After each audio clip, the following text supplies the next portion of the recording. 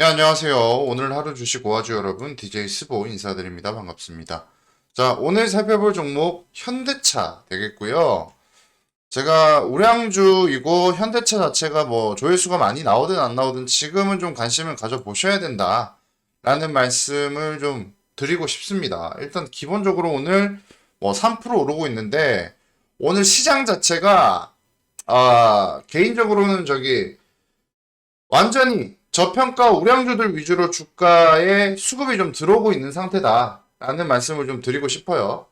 자, 이야기를 좀 이어나가 보자면 여러분 수출입 현황표가 오늘 나왔죠. 11월 달 보시면 여기 잘 나와 있습니다. 지금 전년 동기 대비 수출 32% 늘었어요. 어마어마하죠. 무역 수지 19개월 연속 흑자입니다. 자, 이렇게 늘고 있는데 11월 달에 어떤 일들이 있었냐면 11월 20일까지 수출 27.6%가 오르고 있고 반도체가 오르고 있고 여기 주변 이렇게 보시면 승용차가 조금 줄었지만 뭐 여러 가지 악영향이 있었겠죠.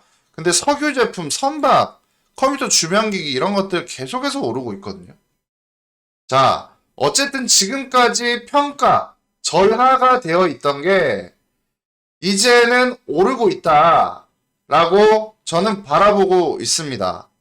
여러분, 지금부터는 제가 분명히 요번에 그 코로나 시장 분석하면서 화요일, 수요일부터는 시장이 돌아올 수 있겠다라고 말씀을 드렸잖아요. 근데 제가 코스피 차트 보면서 이야기를 좀 이어가 볼게요. 이게 뭐 제 분석이 어느 정도 일리가 있을 수도 있고 일리가 없을 수도 있지만 여러분들 한번 참고해 보시라고 말씀드리는 겁니다. 자, 이거 코스피 종합 차트 보시게 되면 어제 하락이 크게 나왔죠. 충격의 여파가 컸습니다. 근데 지금 대상승이 나와주는데 저는 개인적으로 어제 좀 올라줘야 되는 거 아닌가라는 생각이 있었거든요. 그러니까 절반 정도라도. 근데 어제 나갔던 물량 자체를 지금 완전히 매수세로 들어오면서 지금 외국인들 자금 유입이 어마어마하게 일어나고 있어요. 자, 여기 보시면 여기 지지선이 되게 중요했거든요. 2900포인트. 지금 딱 매도선이 걸리는데 만약에 여기서 정말로 반등이 일어난다 라고 우리가 생각을 해보자면 자, 지금부터 상승 섹터로의 전환이 된다면 지금까지 소외되었던 저평가 우량주들이 시장을 이끌 가능성이 굉장히 큽니다. 자, 지금 여러 군데에서 이런 이야기들이 나오고 있는데 왜 그러느냐? 왜 그러냐면 일단 기본적으로 여러분, 기관이든 외인이든 모든 큰 자금을 갖고 있는 세력들은 여러분 섹터 교환을 합니다. 그러기 위해서 뭐 당연히 쇼커버링도 있고 공매도 치는 것도 있고 여러 가지 자금들이 있을 겁니다. 그거 한 번에 탁 털고 다시 전환하자라는 움직임을 가져갈 때가 있거든요. 그게 만약에 오늘이라면 현대차 관심 가져보셔야 돼요. 가져보셔야 됩니다. 지금 현대차 주주분들 굉장히 속상하신 분들 많을 텐데 개인적으로 봤을 때는 현대차가 앞으로는 좀 좋아질 가능성이 있다고 보거든요. 딱 하나의 어떤 리스크 포인트가 있어요, 사실. 그게 뭐냐? 여러분 다들 들어보셨을 겁니다. 반도체 문제. 전기차 반도체가, 자동차 반도체가 모자르다. 그거 하나가 지금 조금 문제거든요. 자, 여기 레포트 한번 보시면 저랑 비슷한 이야기 할 겁니다. 이익 증가 요인과 상세 요인이라고 나오고 있는데 뭐 여러 가지 이야기 나오고 있는데 반도체 수급 문제에서 벗어나면서 영업이익이 증가할 거다. 지금 사실 여러분 요번에 그 오미크론 자체가 이야기가 나오면서 뭐 이런저런 이야기 나오고 있습니다만 솔직히 우리 한번 이야기를 해봅시다. 오미크론 자체가 요번에 저는 사실 빨리 지나갈 거라고 보거든요. 왜 빨리 지나갈 거라고 보냐? 오미크론이라는 건 돌파력은 굉장히 높은데 충격률은 낮습니다.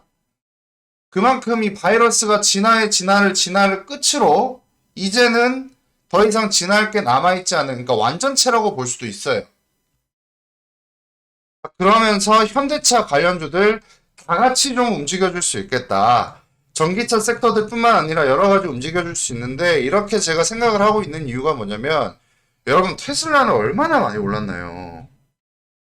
그러니까 어차피 지금 우리나라에서 현대차와 기아차를 제외하고는 전기차를 논할 수 있는 부분이 없습니다. 에디슨 EV가 쌍용차를 인수하려고 합니다만 사실 굉장히 어려운 상태죠. 지금 한은에서 대출 어려운데 이렇게 이야기가 나오고 있는 상황이에요. 근데 저는 그 CEO가 정말 잘 됐으면 좋겠거든요. 왜냐면 여러분 산업이라는 건요. 어, 저는 누군가가 새로 진입하는 걸 굉장히 좋다고 생각합니다. 왜 그러냐? 일단 우리나라 현대 기아 양강구도가 너무 오래 해먹었어요. 그리고 여기에서 자연스럽게 한 군데의 어떤 경쟁 업체라던가 어쨌든 같은 길을 가는 업체이기 때문에